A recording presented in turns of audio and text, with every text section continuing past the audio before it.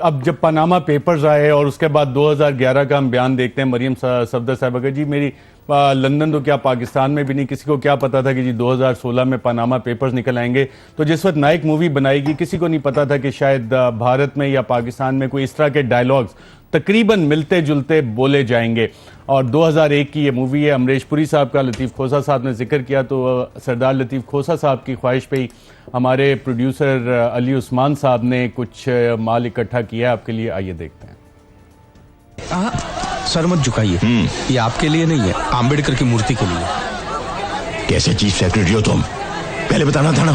Mic ने पकड़ लो, आज माइक ने कवर हो गया, संभालना ही थी कागज, बाकी नहीं चाहिए।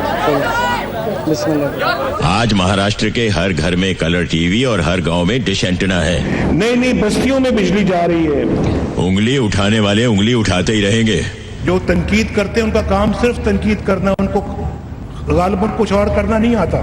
लोगों का स्टैंडर्ड ऑफ लिविंग इतना ऊंचा हो गया है, खुशहाली आ रही है मुल्क में। घर घर में बिजली पानी राशन होगा, घरेलू सार्फिन को भी सस्ती बिजली मिलेगी, पूरी शिक्षा मिलेगी, यूनिवर्सिटी भी बनेगी, कॉलेज मेडिकल कॉलेज भी इंशाल्लाह कुटिया में बनेगा, महंगाई जाएगी, महंगाई की कमर हम तोड़ेंगे। इंडस्ट्री के मामले में महाराष्ट्र नंबर 1 है। इंडस्ट्रियल सेक्टर में तरक्की हो रही है, अल्लाह ताला का फजल करम है। खुशहाली आएगी, हम इनको एक बहुत खुशहाल मुस्तकबिल देंगे। अब सिर्फ 35.8% लोग गरीबी की रेखा के नीचे हैं। पॉवर्टी के नंबर्स आपको वैसे तो मिल चुके, हमने एक इवेंट किया था, 9.31% है पॉवर्टी लाइन। हमारा परिवार बहुत गरीब था, हम लोग खेती बाड़ी करते थे। मेरे वालिद का ताल्लुक एक गरीब किसान के घराने से था।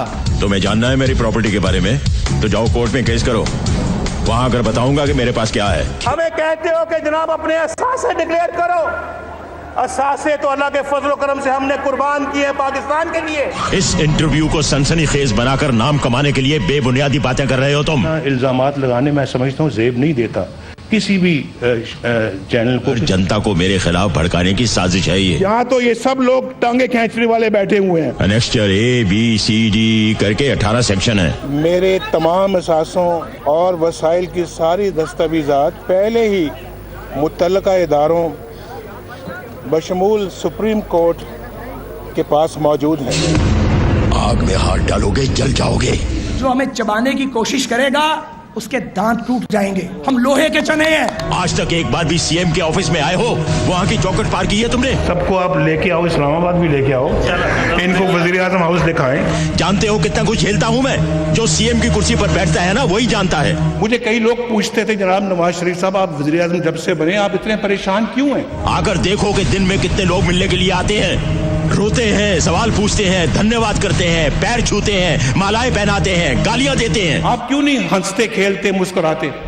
मैंने कहा कि इतना मुझे जो बोझ है जिम्मेदारी का जो मैं महसूस कर रहा हूं कि मुझे हंसना भूल गया हूं मैं। पता नहीं कहां से पुरानी फाइलें खोज खोज कर हमारे खिलाफ 800 केसेस दर्ज करवा दिए हैं। मुझे समझ नहीं आई कि मेरी और मेरी वालदा की और बहन भाइयों की प्रॉपर्टीज ये कहां से निकाल के ले आए हैं। बेटा 30 साल का तजुर्बा है हमारा राजनीति का।